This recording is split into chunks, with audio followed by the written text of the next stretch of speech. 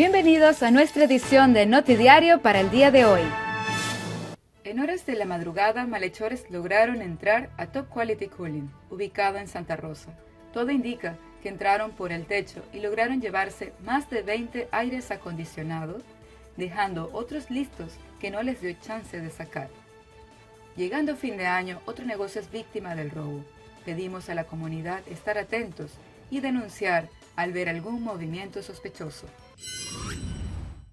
El día de ayer, la acusada Farina, de 23 años de edad, recibió por parte del juez la condena de 18 años de prisión por el asesinato premeditado del joven Steven.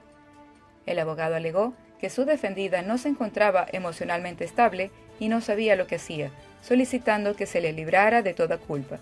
El juez, luego de evaluar todas las evidencias, tomando en cuenta que la acusada es joven, la condenó a 18 años de prisión y solicitó pague 8.230 florines a la familia de la víctima por daños y perjuicios.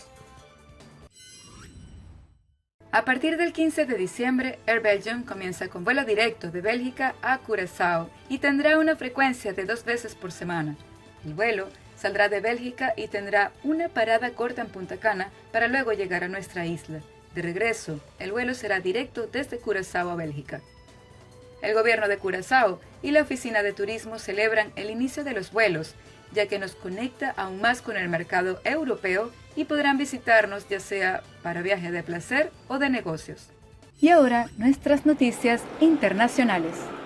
Una fiesta escolar terminó en tragedia en Australia. Al menos 5 niños murieron y varios resultaron heridos de gravedad el jueves en un accidente con un castillo inflable. La policía y los servicios de emergencia fueron contactados poco después de las 10 de la mañana y parece que una ráfaga de viento ha causado que un castillo se levante en el aire. Varios niños se han caído. Parece que pueden haber caído desde una altura de aproximadamente 10 metros. Varios helicópteros de rescate y ambulancias fueron enviados al sitio.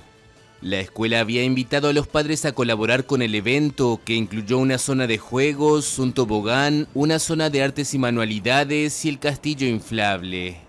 El primer ministro Scott Morrison calificó el incidente como simplemente devastador. It just breaks your heart.